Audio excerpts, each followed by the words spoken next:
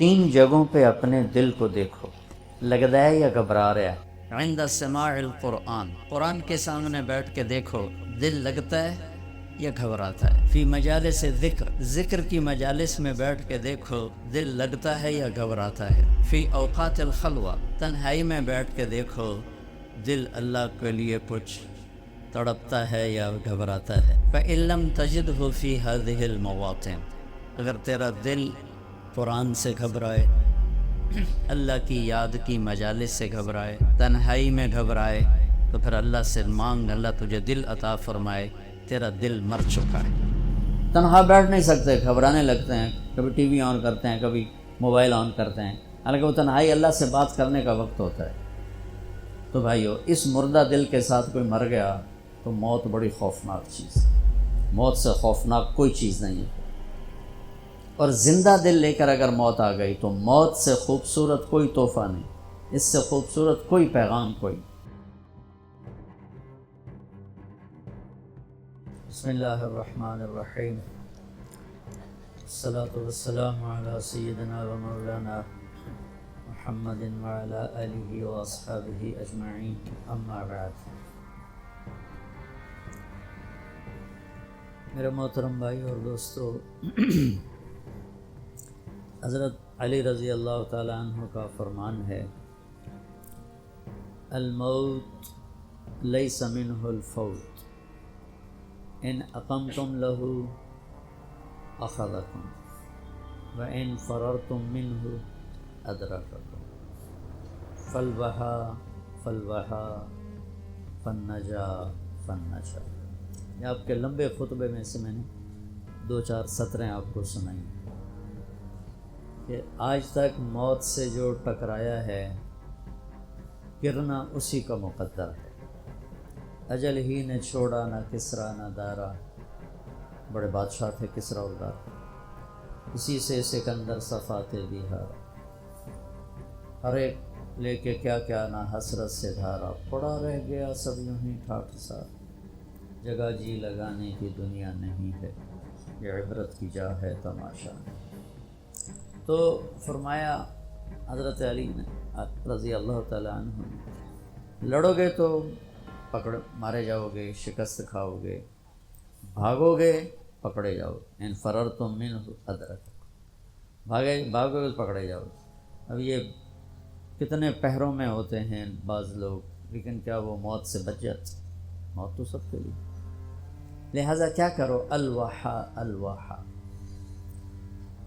الوحا کا مطلب جلدی کرو، جلدی کرو۔ کس چیز کی جلدی کرو؟ کا النجا النجا، اللہ کی بارگاہ میں پیش ہونا ہے، وہاں کامیاب ہونے کے لیے کچھ جلدی کرو۔ اس جلدی میں کیا کرنا ہے؟ تو فرمایا احی قلبک بالموعظہ، دل کو زندہ رکھنا قرآن کے ذریعے سے۔ جیسے پانی سے گھاس پھول پھل زندہ ہو جاتے ہیں، روح سے ہم زندہ ہیں، تو فرمایا دلوں کی زندگی قرآن سے ہے، قرآن سے دلوں کو زندہ رکھنا۔ ایک حدیث ساتھ یاد آ گئی، وہ بھی اسی کے ساتھ ایڈ کر کے سناتا ہوں، اطلب قلبک عند ثلاثۃ مواطن، تین جگہوں پہ اپنے دل کو دیکھو، لگتا ہے یا گھبرا رہا ہے؟ عند سماع القرآن، قرآن کے سامنے بیٹھ کے دیکھو، دل لگتا ہے یا گھبراتا ہے؟ فی مجالس ذکر، ذکر کی مجالس میں بیٹھ کے دیکھو، دل لگتا ہے یا گھبراتا ہے؟ فی اوقات الخلوہ، تنہائی میں بیٹھ کے دیکھو، دل اللہ کے لیے کچھ تڑپتا ہے یا گھبراتا ہے؟ فإن لم تجدہ فی هذه المواطن، اگر تیرا دل قرآن سے گھبرائے، اللہ کی یاد کی مجالس سے گھبرائے، تنہائی میں گھبرائے، تو صلی اللہ ان یمن علیک بقلب فإنہ لا قلب لک، تو پھر اللہ سے مانگ، اللہ تجھے دل عطا فرمائے، تیرا دل مر چکا ہے۔ دل کی تین بڑی شریانیں ہوتی ہیں، مجھے سٹنٹ پڑا نا، وہ بھائی بھی ڈاکٹر ہے دل کا، تو کافی ساری معلومات اس کے ذریعے سے تھیں، پھر خود سٹنٹ پڑا اور ہو گئے۔ دل کو سپلائی دینے والی 3 بڑی شریانیں، تو وہ ایک بند ہو تو سٹینٹ ڈالتے ہیں، 2 بند ہو پھر بھی کوشش کرتے ہیں، 3 بند ہوں تو پھر آپریشن ہی کرتے ہیں۔ اور یہ خون دل کو سپلائی دینے والی ہیں، یہ بند ہو جائیں تو موت ہے۔ تو وہ دل جو میرے نبی بتا رہے ہیں اس کی بھی 3 شریانیں ہیں۔ میں ابھی مجھے وہ مناسبت ایک دم ذہن میں آ گئی، پہلے نہیں تھی، کہ ہمارے ڈاکٹر بتاتے ہیں کہ دل کی مین سپلائی، ویسے تو بہت سی رگیں ہیں لیکن 3 بڑی رگیں ہیں۔ ادھر میں کیا حدیث سنا رہا ہوں کہ دل کے مردہ اور زندہ ہونے کی بھی 3 نشانیاں ہیں، یعنی وہ دل جو روحانیت والا ہے اس کے لیے بھی 3 پائپ لائن جا رہے ہیں، ایک قرآن ہے، ایک ذکر کی مجالس ہیں، اور ایک تنہائی میں اللہ کی یاد ہے۔ اگر تینوں بند ہیں تو دل مر چکا ہے، وہ چاہے بادشاہ ہے، چاہے RPO ہے، چاہے مولانا ہے۔ اور اگر تینوں زندہ ہیں تو یہ دل صحت مند ہے، نورانی ہے، اور اللہ کا محبوب ہے۔ ان اللہ لا ينظر الى صورکم ولا الى اموالکم، اللہ نہ تمہارے مال دیکھتا ہے، نہ تمہارے پیسے کو، نہ تمہاری شکل کو دیکھتا ہے، ولکن ينظر الى قلوبکم واعمالکم، اللہ تمہارے دل دیکھتا ہے اور تمہارے عمل دیکھتا ہے۔ تو ارشاد فرمایا اگر تیرا دل قرآن میں نہیں لگتا، کتنے لوگ ہیں زندگی بھر قرآن اٹھا کے بھی نہیں دیکھ رہے، بس مردوں کے لیے رکھ دیا ہے، مولوی صاحب آ جائے ختم پڑھ چھڑے۔ محرم میں کوئی حافظ بٹھا دیتے ہیں قبروں پہ، جا بھائی ساڑے پیو دی قبر تے قرآن پڑھتے ہیں۔ آپ کو واللہ پڑھن دی توفیق نہیں ہوندی تو حافظہ میں جا کے بایا ہوندا۔ محرم میں جاتے ہیں نا، ایک رسم ہے، اچھی رسم ہے، قبریں تازہ ہو جاتی ہیں، کچھ بزرگوں کے لیے ایصال ثواب ہو جاتی ہے۔ تو کتنے لوگ ہیں سال ہر سال گزر جاتے ہیں، قرآن اٹھا کے نہیں دیکھتے، ایک رگ تو پوری بند ہوتی، اللہ کی یاد کی مجالس میں نہیں جاتے، دوسری رگ پوری بند ہوتی، تنہا بیٹھ نہیں سکتے، گھبرانے لگتے ہیں، کبھی ٹی وی آن کرتے ہیں، کبھی موبائل آن کرتے ہیں، حالانکہ وہ تنہائی اللہ سے بات کرنے کا وقت ہوتا ہے۔ تو بھائیو، اس مردہ دل کے ساتھ کوئی مر گیا تو موت بڑی خوفناک چیز ہے، موت سے خوفناک کوئی چیز نہیں ہے۔ اور زندہ دل لے کر اگر موت آ گئی تو موت سے خوبصورت کوئی تحفہ نہیں، اس سے خوبصورت کوئی پیغام کوئی۔ تو میں حضرت علی کی بات عرض کر رہا تھا، احی قلبک بالموعظہ، اس دل کو زندہ کرا کس سے؟ قرآن سے۔ اخبار بھی تو روزانہ پڑھتے ہیں ہم، یہ کتنے ڈھیر لگے پڑے۔ تو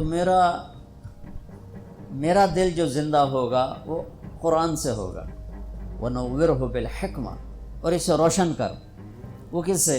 کہ نبی کی باتوں سے، نبوت کے تذکروں سے، نبوت والے اخلاق سے، نبوت نبی کی سیرت سے اس کو زندہ کر۔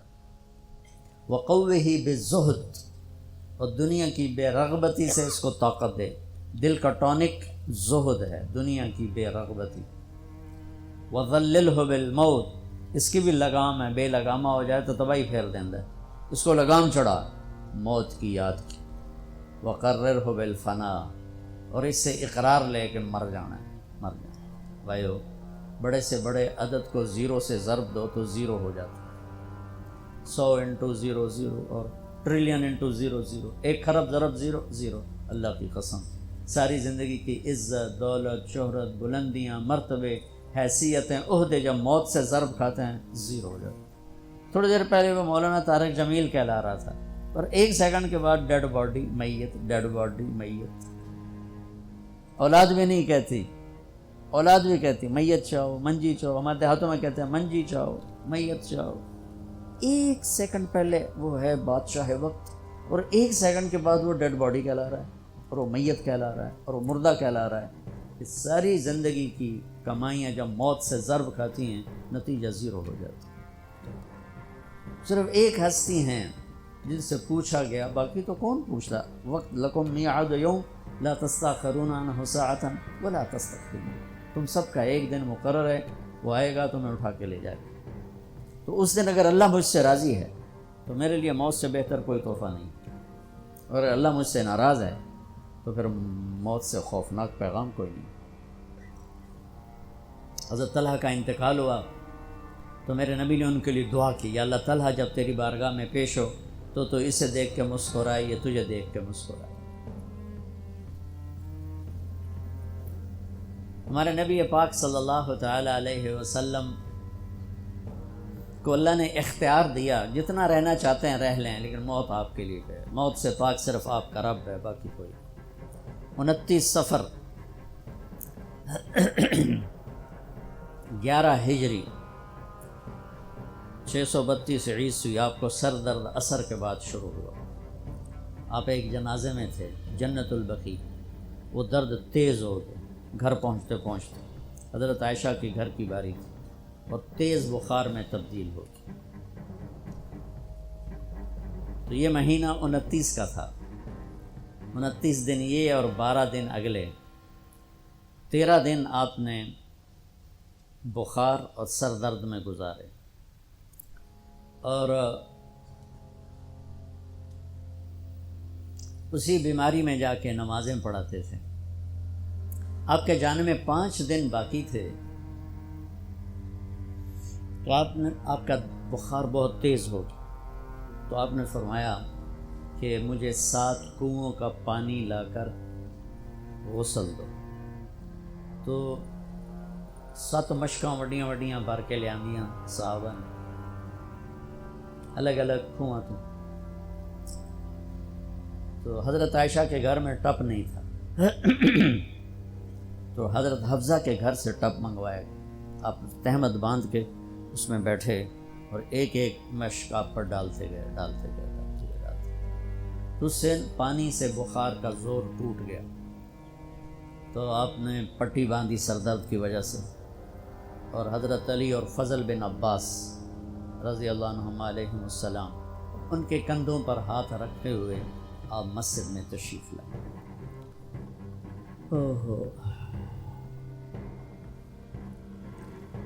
اور مسجد بھری ہوئی تھی۔ آپ نے ایک چھوٹا سا بیان دیا، وہ آپ کو سنانا چاہتا ہوں۔ آپ نے فرمایا، لوگوں، میں ایک زمانہ تم میں گزار کے جا رہا ہوں، میں نے کسی کا حق مارا ہو تو مجھ سے لے لو، کسی پہ زیادتی کی ہو تو بدلہ لے لو، کسی کو تھپڑ مارا ہو، سوٹی ماری ہو، بدلہ لے لو، قیامت کے دن میرے اوپر کوئی مقدمہ نہ کر دینا، میں اس دن کی پیشی کو برداشت نہیں کر سکتا۔ جن کی طفیل لوگوں کی پیشیاں معاف ہو جائیں گی، جن کی طفیل حساب شروع ہو، جن کی طفیل کروڑوں اربوں گناہ گار کو معافی ملے گی، وہ امت کو کیا پیغام دے کے جا رہے ہیں کہ جب میرے ذمے کوئی ہے تو ہون لے لو، اتھے نہ منگیا جائے۔ آپ نے اس کو اتنا دہرایا کہ صحابہ رونے لگے۔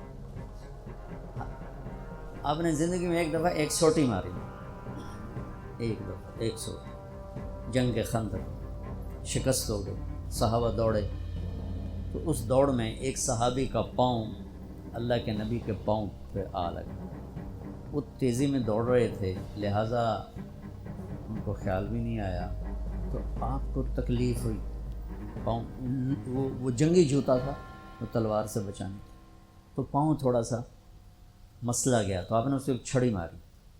اس کے جسم پہ زرہ تھی، زرہ تھا، تلوار نہیں چل دی تو سوٹی کی چل دی، تو آپ نے کہا اوجا تھا نہیں، ارے دیکھ کے تو چلتے، اس نے مجھے تکلیف پہنچائی، اتنا آپ نے کہا۔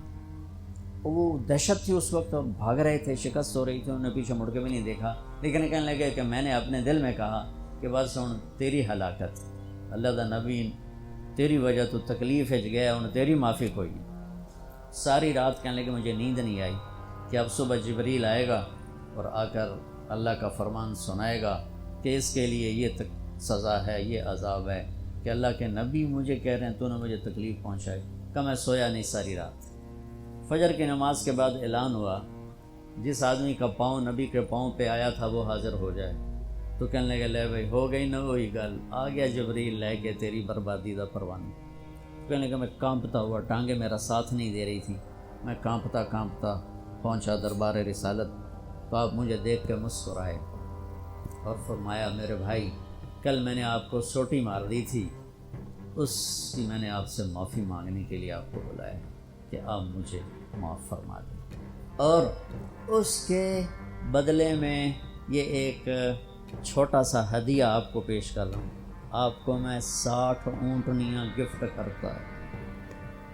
این سوٹی ماری اور 60 اونٹنی، یہ پولیس والے بیٹھے ہیں، یہ عوام بیٹھے ہیں، سیاسی لوگ بیٹھے ہیں، کیسے ناجائز کیس کرواتے ہیں، کیسے غلط FIR کٹواتے ہیں، کس طرح جھوٹے گواہ بناتے ہیں۔ ان کو قبر کا اندھیرا یاد ہی کوئی نہیں، ان کو قبر کا جھٹکا یاد ہی کوئی نہیں، اللہ کے سامنے کھڑے ہونے کا احساس ہی کوئی نہیں۔ انہوں ڈھکا دیو، انہوں چھڑا دیو، انہوں بند دیو، انہوں چھڑ دیو۔ یہ بھول نہیں گئے ان کے اوپر ایک اور رب ہے، جن کی طفیل جنت کا دروازہ کھلے گا، جن کی طفیل جہنم ٹھنڈی ہوگی پل صراط سے گزرتے ہوئے۔ جی وہ کہہ رہے ہیں میں نے آپ کو چھڑی ماری، معافی چاہتا ہوں، اور یہ 60 اونٹنیاں آپ کو میں گفٹ کرتا ہوں۔ اور آپ فرما رہے ہیں بھائی بدلہ لینا جیتا لے لو۔ سارے رونے لگے، کوئی نہیں بولا۔ تو آپ نے اتر کے ظہر کی نماز پڑھائی، پھر ممبر پہ آ گئے، پھر اسی بات کو دہرایا، میں نے کسی کا حق مارا ہو، کسی کو تھپڑ مارا ہو، کسی کو سوٹی ماری ہو، کسی پر زیادتی کی ہو، یہ میری جان بھی حاضر ہے، میرا مال بھی حاضر ہے، یہیں فیصلہ کرو میرے ساتھ، آگے نہ اٹھانا۔ ایک آدمی کھڑے ہو گئے، یا رسول اللہ آپ نے میرے 3 روپے دینے۔ آپ نے فرمایا ضرور دینے ہوں گے پر مجھے یاد نہیں، ذرا یاد تو کراؤ۔ کہ یا رسول اللہ آپ کے پاس سائل آیا تھا تو آپ کبھی سائل کو لوٹاتے نہیں تھے کہ نہیں بھی میرے کو لہین کوئی نہیں، یہاں تک کہتے تھے وہ فلاں دکاندار سے جا کے ادھار لے لے، جب میرے پاس آئیں گے میں تیرا ادھار چکا دوں، خالی نہیں بھیجتے تھے۔ تو کہنے لگے یا رسول اللہ سائل آیا تھا آپ کے پاس تھے نہیں، آپ نے مجھ سے پوچھا تیرے پاس کچھ ہیں؟ تو میرے پاس 3 درہم تھے، تو آپ نے کہا اس کو دے دے میں تمہیں دے دوں گا۔ ہم نے کہا ہاں یاد آ گیا۔ تو پھر آپ کے گھر میں تو ایک چھٹانک تیل نہیں تھا کہ ڈیوا بال جائے، تو آپ نے فرمایا اپنے چچا زاد فضل بن عباس، فضل تو میرا یہ قرضہ ذمہ لیتا ہے؟ تو ایک عجیب بات بتاؤں، آپ مقروض کا جنازہ نہیں پڑھاتے تھے، جس کے سر پہ قرضہ ہوتا تھا اس کا جنازہ نہیں پڑھاتے تھے، ساری زندگی خود قرضہ لیا، لیکن قرض لینے دینے میں انسان سے جو پھر بے اصولیاں ہوتی ہیں، اس میں جو نفرتیں پیدا ہوتی ہیں۔ اب دیکھتے نہیں ہو یہ فیصل آباد کے بازاروں میں روزانہ تاجر کیسے گریبان پکڑ کے ماں بہن کی گالیاں دے رہے ہوتے۔ میں ان تاجروں سے کہتا ہوں یا ادھار دینا بند کرو یا گالیاں دینا بند کرو، کیوں کسی کی بیٹی کی عزت کو اچھالتے ہو؟ 1,00,000 2 لاکھ کے پیچھے نہ کسی کی ماں چھوڑتے ہو نہ بہن چھوڑتے ہو۔ لعنت ہے تمہاری تجارت جو تمہیں انسانیت سے نکال کر جانور بناتی، درندہ بناتی۔ اگر نہیں حوصلہ مت بیچو ادھار، اور اگر بیچا ہے تو پھر صبر کرو۔ ایک حدیث سناتا ہوں آپ کو، یاد آ گئی۔ میرے نبی نے فرمایا بنی اسرائیل کا ایک آدمی اللہ کی بارگاہ میں پیش ہوا، مر کے۔ اللہ نے پوچھا کی لے آندائی؟ کہنے لگا ویلا کوئی شا کوئی نہیں، کوئی نماز کوئی نہیں، روزہ کوئی نہیں، حج کوئی نہیں، تسبیح ذکر کوئی نہیں۔ اللہ نے فرمایا یاد کر کوئی نیکی ہے تیرے کو؟ پھر کہنے لگا یا اللہ خالی کچھ نہیں۔ اللہ نے تیسری دفعہ فرمایا وہ کوئی نیکی تو یاد کر۔ تو کہنے لگا یا اللہ ایک یاد آئی ہے، میں تاجر تھا بڑا، یہ جو تھوک کے ہوتے ہیں ہول سیلر، تو میں مال اٹھواتا تھا، جو لوگ پیمنٹ دینے میں تنگ کرتے تھے میں انہیں تنگ نہیں کرتا تھا، میں نے نوکروں سے کہا ہوا تھا جب دے دے لے لینا، اور جو دینے کے قابل نہیں رہتے تھے، یہاں تو ان کے گھروں پہ قبضے ہو جاتے ہیں نا، جو دینے کے قابل نہیں رہتے تھے ان کو میں معاف کر دیتا تھا۔ ہے جو تو آنکھیں کوئی نیکی ہے۔ تو میرے اللہ نے فرمایا، میرے نبی نے فرمایا، میرے اللہ نے فرمایا تو نے تو میرے بندوں کو بڑا سکھ پہنچایا، آج میں تینوں سکھ ہی کرنا، جا مفت جنت جی، جا مفت جنت جی۔ بھائی وہ حقوق کا معاملہ بہت سخت، بہت سخت۔ تو میرے نبی جیسی پاک ہستی حقوق کے بارے میں کہہ رہے ہیں، بھائی کوئی بدلہ لینا جائے اتھے ہی لے لو۔ حضرت غزیہ رضی اللہ تعالیٰ عنہ بدر کی جنگ میں صفیں سیدھی ہو رہی تھیں، تو وہ ان کا ذرا پیٹ بڑا تھا تو وہ باہر نکلے ہوئے تھے، تو آپ نے ان کے پیٹ پہ تیر ایسے مارا، غزیہ پیچھے ہٹو۔ وہ کہنے لگے یا رسول اللہ آپ نے مجھے نوک چبھوئی تیر کی، مجھے درد ہوا ہے۔ آپ نے کہا تو معافی دے دو. کہا نہیں، بدلہ لوں گا. تو انہوں نے کہا لے لے بدلہ. کہا لے لے بدلہ. کہا نہیں، آپ یہ کرتا اٹھائیں، آپ نے میرے ننگے پیٹ پہ تیر مارا ہے، تیر چبھویا، میں ننگے پیٹ پہ تیر چبھاؤں گا. تو آپ نے ایسے اپنا کرتا اٹھا لیا. جب کرتا اٹھایا تو انہوں نے آگے بڑھ کے بوسہ لے لیا کہ یا رسول اللہ، ممکن ہے میں شہید ہو جاؤں، تو میں چاہتا ہوں میرے یہ ہونٹ آپ کے جسم کی خوشبو سے مہکتے ہوئے ہوں اللہ کی بارگاہ. اور وہ شہید بھی ہو گئے. اس بدر کی جنگ کے شہداء میں ایک حضرت غزیہ بھی ہیں. تو میرے نبی نے دوہرا کے جب اس نے اقرار کر لیا تو آپ نے کہا اب ٹھیک ہے، تو بھائی وہ کاروبار کرو، جو مرضی کرو، ادھار دینا میں روک نہیں رہا ہوں، لیکن یہ دیکھ لو کہ عزتیں اگر پائمال کرنے سے بچ سکو پھر دے دو ادھار، اور اگر پگڑیاں اچھالو پھر اللہ کے واسطے چھوٹا کام کر لو، کسی کو بے عزت نہ کرو. آپ مقروض کا جنازہ نہیں پڑھاتے تھے، پوچھتے تھے قرضہ ہے؟ کہ جی ہے. کہ تم خود پڑھ لو. قرضہ ہے؟ جی نہیں. پھر آپ آگے پڑھ کے پڑھاتے تھے. کوئی ذمہ داری لیتا تھا پھر آپ پڑھا دیتے تھے. تو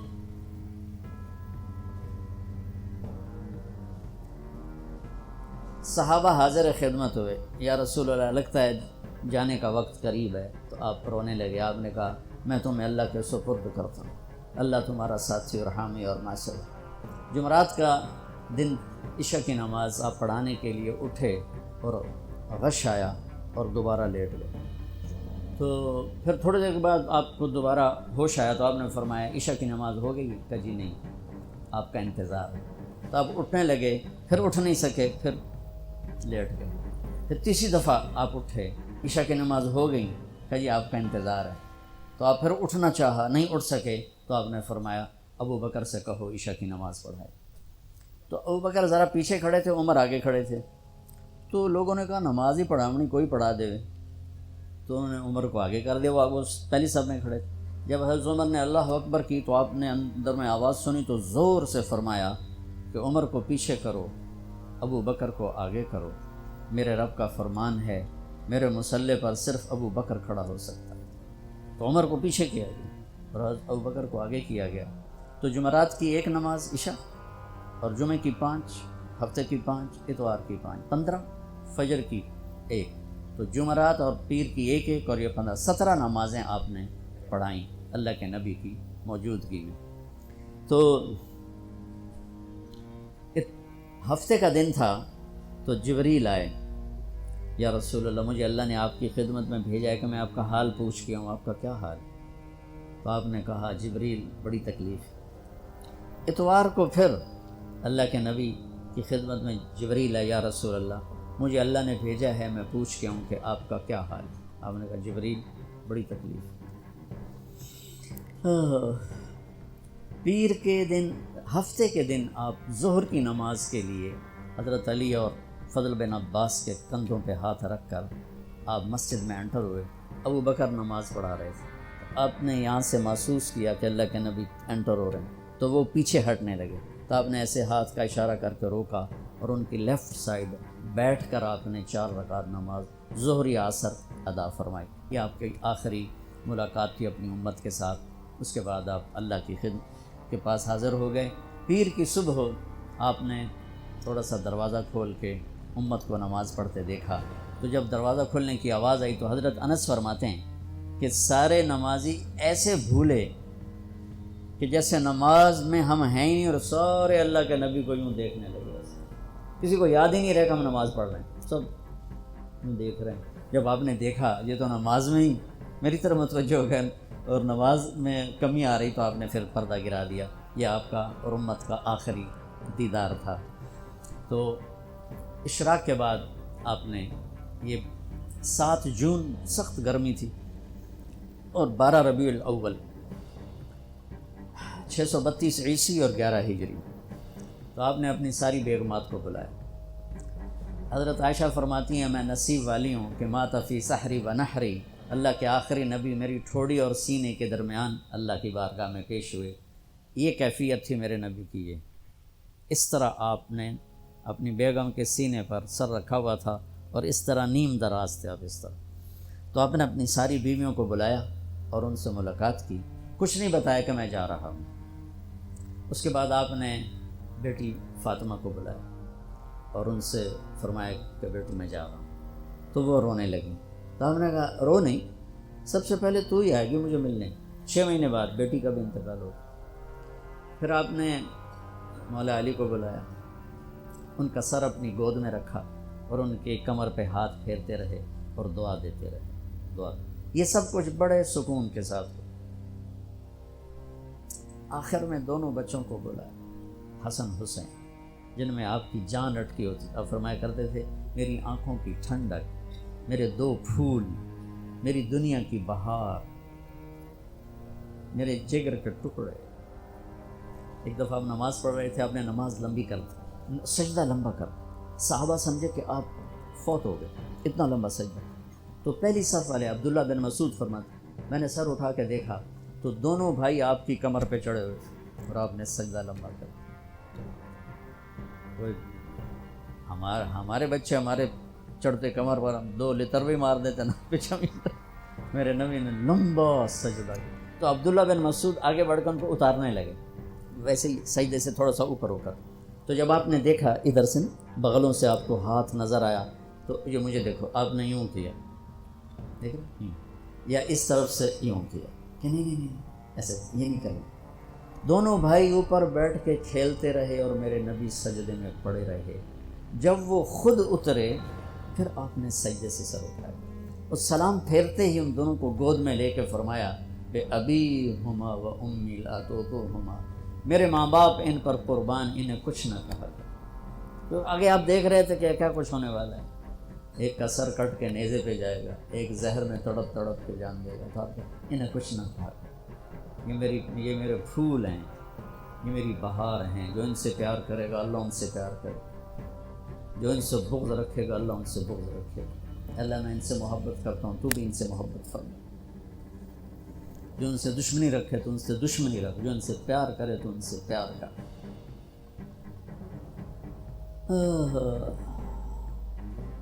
تو آخر میں دونوں بچے بلائے اور یوں جو لیا نا سینے سے لگا تو ساتھ ہی آنکھ سے شروع ہو، وہ سارا منظر آگے کھل گیا۔ تو بے ساختہ ایک دفعہ آپ نے حضرت ام سلمہ سے فرمایا، ام سلمہ آپ کی بیگمات میں سے، کہ ایک فرشتہ آ رہا ہے جو آج تک کبھی نہیں آیا، پہلی دفعہ آ رہا ہے مجھ سے ملنے، تم دروازے پہ کھڑی ہو جاؤ، کسی کو اندر نہ آنے دینا۔ وہ کھڑی ہو گئی، تھوڑی دیر میں کہیں سے امام حسین آ گئے کھیلتے ہوئے، وہ اندر جانے لگے، انہوں نے روک لیا، روکا تو وہ رونے لگے، روئے تو انہوں نے چھوڑ دیا۔ تھوڑی دیر کے بعد اندر سے زور زور سے رونے کی آواز آئی، اللہ کے نبی کی تڑپ تڑپ کے رونے کی آواز۔ اندر گئی تو کیا دیکھا کہ آپ نے حسین کو یوں سینے سے لگایا ہوا تھا زور سے، اور یہ آپ کی کیفیت ہل ہل کے رو